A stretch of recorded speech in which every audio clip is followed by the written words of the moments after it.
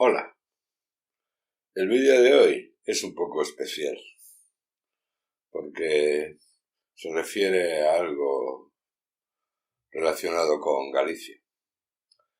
Yo tengo que reconocer que me enamoré de Galicia hace 45 o 46 años, cuando el servicio militar me llevó hasta el Ferrol, donde hice un curso y después ya entré en la fragata Andalucía, donde fuimos a Estados Unidos, en fin. Pero en la fragata la mayor parte de la tripulación era gallega.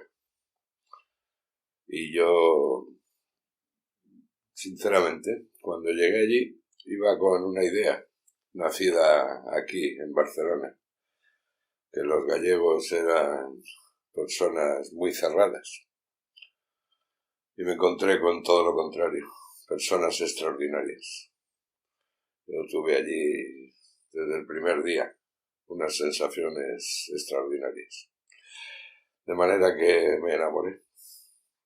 Y aún mantengo a mi amigo Sean, que en aquel barco conectamos de manera inmediata. Y aún cuando voy allí, a Galicia, siempre busco el momento de que nos encontremos. Y él también lo busca.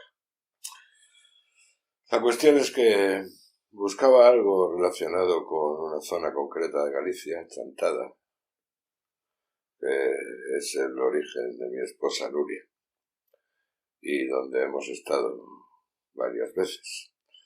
Y yo buscaba algo y encontré otra cosa.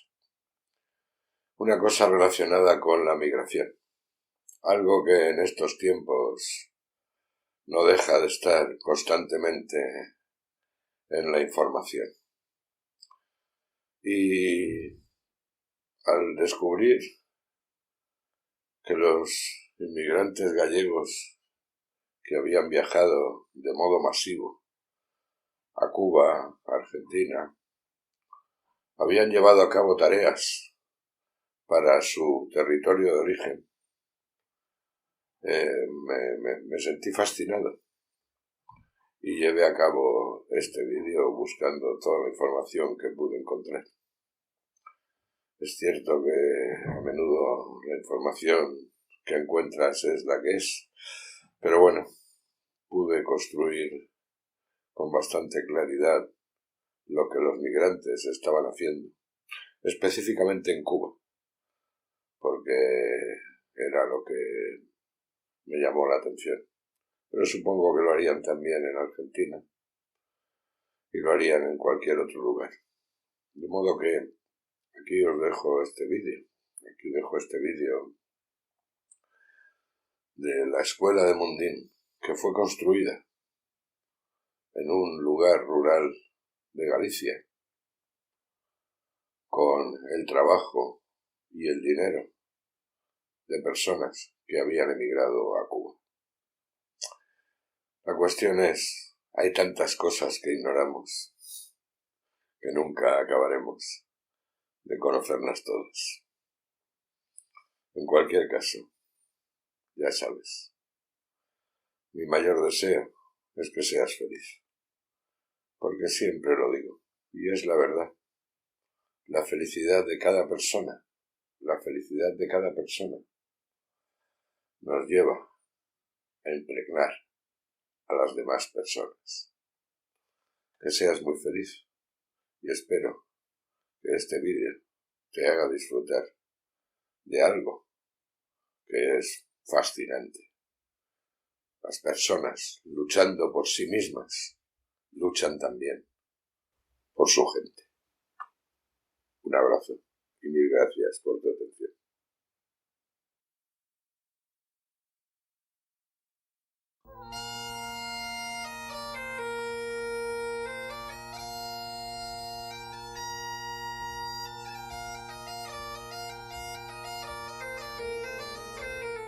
Galicia fue la región española que más emigrantes aportó al proceso migratorio español transoceánico de los siglos XIX y XX. La gran mayoría de estos se dirigió a Argentina y Cuba.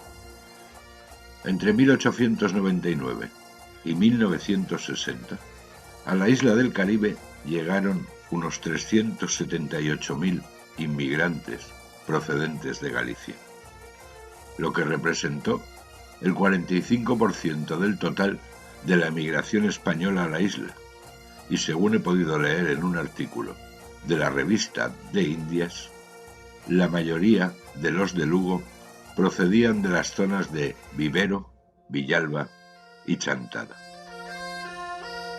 donde además se indica que la mayoría de los emigrantes procedían de los territorios rurales del interior, porque, como bien sabemos, la escasez de bienes generada por el minifundismo era el principal factor de salida del campesinado gallego, como explicaban algunos de los emigrantes.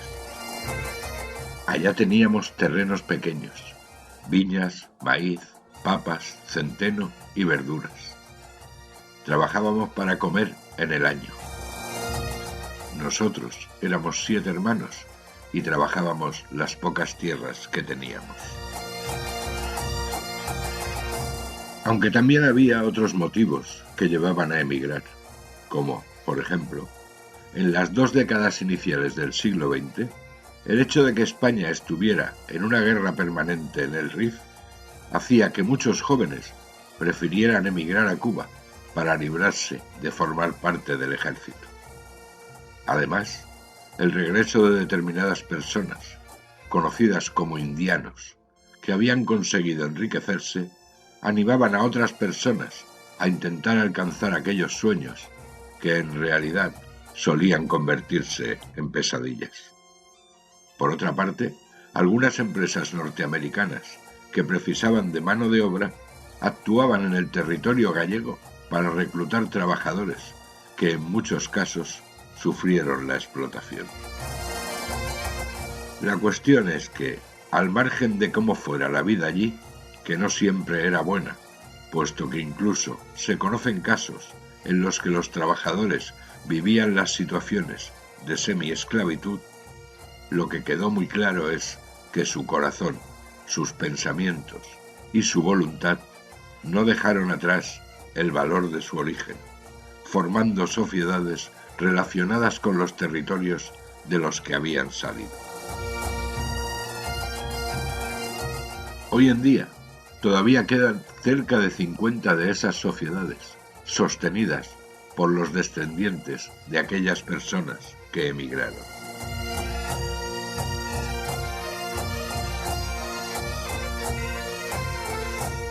Y entre ellas está la Sociedad Taboada, Chantada y Puerto Marín, que se constituyó en La Habana el 17 de mayo de 1912 y, aunque hubo cierto desencuentro entre sus socios, acabó saliendo adelante.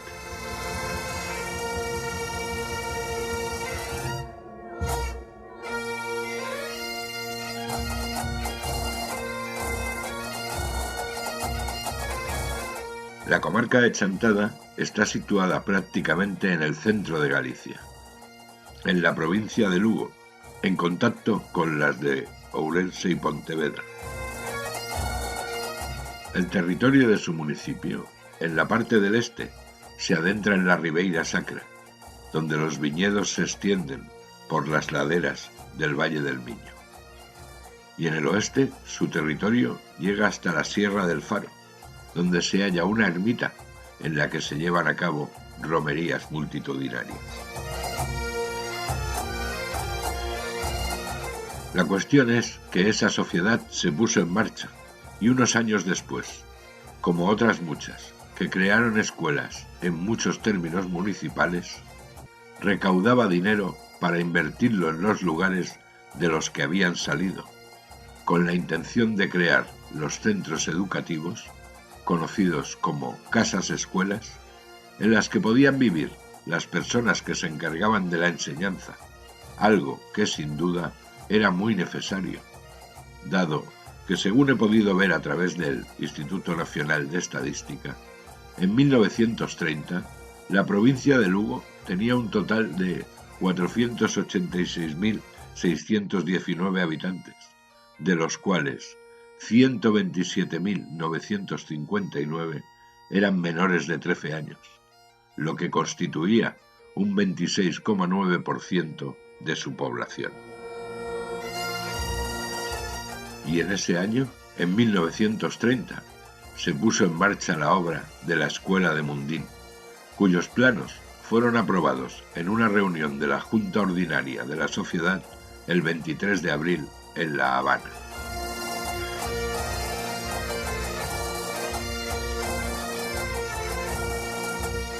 Otras sociedades hacían lo propio, como la de Chantada, Carballedo y sus comarcas, en Merlán, una aldea situada cerca del núcleo de Chantada. La cuestión es que la sociedad de Chantada, Taboada y Puerto Marín hizo llegar 70.000 pesetas para la construcción de 2 escuelas en Taboada, 2 en Puerto Marín y la destinada al municipio de Chantada. La escuela se construyó para cubrir el alumnado de 2 parroquias, San Vicente de Argozón y Adá, una zona situada en el noroeste del territorio del municipio de Chantada, junto a la Sierra del Faro, por el que muy probablemente surcaba el camino de invierno de los peregrinos de Santiago. El hecho de que se refiera a las parroquias es porque constituían una zona administrativa en la que se ubicaban diversas aldeas, de modo que la escuela constituía un punto de encuentro para la infancia de diferentes lugares. El territorio de las parroquias estaba determinado a partir de la ubicación de las iglesias, que en esta zona, en su mayor parte, son románicas, construidas en el siglo XII, y aunque a lo largo del tiempo fueron reformándolas hasta cambiar su aspecto, todavía quedan en ellas rasgos que determinan su origen. En la parroquia de Adá se encontraban 9 aldeas, entre las que se incluía Mundín. En la de San Vicente había otras 9, todas ellas al sur de la ubicación de la iglesia. Escoger Mundín para llevar a cabo la construcción de la escuela tiene mucho que ver con su situación respecto al territorio de las 2 parroquias, dado que, a pesar de pertenecer a Adá, está insertado en el de San Vicente, de manera que está bastante centrado respecto a los lugares desde los que debían llegar los alumnos, aunque en algún caso la distancia rondaba los 3 kilómetros. Se inició la obra en septiembre de 1930. Resulta un poco sorprendente, pero tras el inicio de las obras aparecieron dificultades establecidas desde los propios territorios. En Taboada, parte del concello estaba en contra de la construcción, sin que haya podido averiguar cuál era la causa de ello. Aunque todavía fue peor lo que sucedió en Mundín, cuando alguien picó las cuerdas del aparejo de la obra, que se usaban para subir los materiales, con el fin de que se rompieran bajo su peso, lo que ponía en riesgo la integridad de sus trabajadores. Afortunadamente, lo detectaron de manera que pudieron resolverlo sin correr peligro. Aunque posteriormente fueron arrancadas las estadas, los andamios de madera, produciéndose también el hurto de los tableros y ladrillos. Afortunadamente, las obras siguieron adelante. Resulta un poco extraño no haber podido encontrar ninguna referencia periodística a la inauguración de la escuela. De hecho, a partir de su puesta en marcha, lo único que he encontrado han sido algunos anuncios en los que se utilizaba para diversos procesos electorales. Y durante alrededor de medio siglo, aquel lugar construido por la voluntad y la inversión de quienes habían tenido que dejar sus hogares fue un punto educativo para cientos de niños de aquellas aldeas en las que se criaron. y he tenido la suerte de contactar con 2 personas que hicieron sus estudios en aquella escuela. 2 personas de edades muy distintas. Germán Montes, que acudía a finales de los años 40 y principios de los 50, y Xurxo Moure, que estudió en los finales de los 60 e inicios de los 70. Lo que más recuerda a Germán era lo que le costaba recorrer aquel 1,5 kilómetros que separaba su aldea, Gordón, de la escuela, junto a su amigo Guerra, a través de senderos que, por una cuestión climática muy clara, se convertían en barro. En cuanto a Xurxo, me ha hecho llegar estas fotografías que muestran a los niños que vivían en aquellos tiempos, en aquella zona. Y al verlos, no dejo de pensar en todas aquellas personas que se vieron obligadas a abandonar sus casas para traspasar el océano en busca de una vida mejor y que nunca olvidaron su origen, haciendo que las escuelas nacieran en su territorio.